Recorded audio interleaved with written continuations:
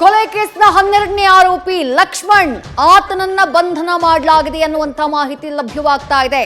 ಲಕ್ಷ್ಮಣ್ ಯಾರು ಅಂದ್ರೆ ಈ ಹಿಂದೆ ದರ್ಶನ್ ಕಾರು ಚಾಲಕನಾಗಿದ್ದವನು. ಈ ಪ್ರಕರಣದಲ್ಲಿ ಈತನೂ ಕೂಡ ಆರೋಪಿ. ರೇಣುಕಾ ಸ್ವಾಮಿಯನ್ನ ಪಟ್ಟಣಗಿರಿಯ ಶೆಡ್ಗೆ ಕರ್ಕೊಂಡು ಬಂದಂತಹ ಸಂದರ್ಭದಲ್ಲಿ ಹಲ್ಲೆಯನ್ನ ಮಾಡಿದವರಲ್ಲಿ ಲಕ್ಷ್ಮಣ್ ಕೂಡ ಒಬ್ಬ. ಅದಾದ ನಂತರ ದರ್ಶನ್ ಮೈಸೂರಿಗೆ ಪರಾರಿಯಾಗುವುದಕ್ಕೆ ಸಹಾಯ ಮಾಡಿದಂತಹ ಆರೋಪವನ್ನ ಕೂಡ ಈತನ ವಿರುದ್ಧ ಚಾರ್ಜ್ ಶೀಟ್ ನಲ್ಲಿ ಉಲ್ಲೇಖ ಮಾಡಲಾಗಿದೆ. ಹಾಗಾಗಿ ಈತನ ಬೇಲ್ ಕೂಡ ರದ್ದಾಗಬೇಕು ಅಂತ ಕೋರಿ ರಾಜ್ಯ ಸರ್ಕಾರ ಸುಪ್ರೀಂ ಕೋರ್ಟ್ ಮೆಟ್ಟಿಲೇರಿತ್ತು. ಆತನ ಬೇಲ್ ಕೂಡ ರದ್ದಾಗಿದೆ. ಹಾಗಾಗಿ ಆತನನ್ನ ಸದ್ಯ ವಶಕ್ಕೆ ಪಡೆಯಲಾಗಿದೆ, ಅರೆಸ್ಟ್ ಮಾಡಲಾಗಿದೆ ಅನ್ನುವಂತಹ ಮಾಹಿತಿ ಲಭ್ಯವಾಗ್ತಾ ಇದೆ. ಅಲ್ಲಿಗೆ 3 ಜನರ ಬಂಧನ ಆಯಿತು. ಪ್ರದೋಷ್, ಲಕ್ಷ್ಮಣ್ ಹಾಗೆ ಪವಿತ್ರ ಗೌಡ, ಈ 3 ಜನರ ಬಂಧನ ಆಗಿದೆ. ಇನ್ನು ಉಳಿದಿರೋದು ನಟ ದರ್ಶನ್ ಕೊಡಗಿನಿಂದ ಬೆಂಗಳೂರಿನತ್ತ ಆಗಮಿಸುತ್ತಿದ್ದಾರೆ ಅನ್ನುವಂಥ ಮಾಹಿತಿ.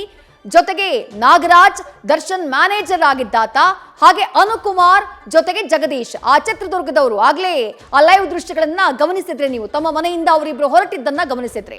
ಅನುಕುಮಾರ್ ಹಾಗೆ ಜಗದೀಶ್ ಆ ಕಿಡ್ನಾಪ್ ಗ್ಯಾಂಗ್ ನಲ್ಲಿ ಇದ್ದಂತಹ ವ್ಯಕ್ತಿಗಳು. ಅವರಿಬ್ರು ಅರೆಸ್ಟ್ ಆಗಬೇಕು. ಅದರ ಜೊತೆಗೆ ದರ್ಶನ್ ಅರೆಸ್ಟ್ ಆಗೋದು ಬಾಕಿ ಇದೆ. ಎಲ್ಲರಿಗಿಂತ ಮುಖ್ಯವಾಗಿ ಅದರ ಜೊತೆಗೆ ನಾಗರಾಜ್, ಈ ಹಿಂದೆ ದರ್ಶನ್ ಮೈಸೂರಿನ ಫಾರ್ಮ್ ಹೌಸ್ ನ ನೋಡ್ಕೊಳ್ತಾ ಇದ್ದಂತಹ ವ್ಯಕ್ತಿ, ಆತನನ್ನ ಅರೆಸ್ಟ್ ಮಾಡೋದು ಬಾಕಿ ಇದೆ. 3 ಜನರ ಬಂಧನ ಆಗಿದೆ. ಪ್ರದೋಷ್ನ ಅರೆಸ್ಟ್ ಮಾಡಿದ್ದಾರೆ ಪೊಲೀಸರು ಈಗಾಗಲೇ. ಅದರ ಜೊತೆಗೆ ಲಕ್ಷ್ಮಣ್ನ ಅರೆಸ್ಟ್ ಮಾಡಲಾಗಿದೆ. ಹಾಗೆ ಪವಿತ್ರ ಗೌಡನ ಕೂಡ ಅರೆಸ್ಟ್ ಮಾಡಲಾಗಿದೆ. ಪೊಲೀಸರು ಈಗಾಗಲೇ ಆಕೆಯ ಮನೆಗೆ ತೆರಳಿ ಆಕೆಯನ್ನ ಬಂಧಿಸುವಂತಹ ಕೆಲಸವನ್ನ ಮಾಡಿದ್ದಾರೆ. ಒಟ್ಟಾರೆಯಾಗಿ 7 ಜನ ಆರೋಪಿಗಳಿಗೆ ಮತ್ತೆ ಪರಪ್ಪನ ಅಗ್ರಹಾರದತ್ತ ಹೆಜ್ಜೆ ಹಾಕುವಂತಹ ಸಮಯ ಬಹಳ ಹತ್ತಿರ ಬಂದ್ಬಿಟ್ಟಿದೆ.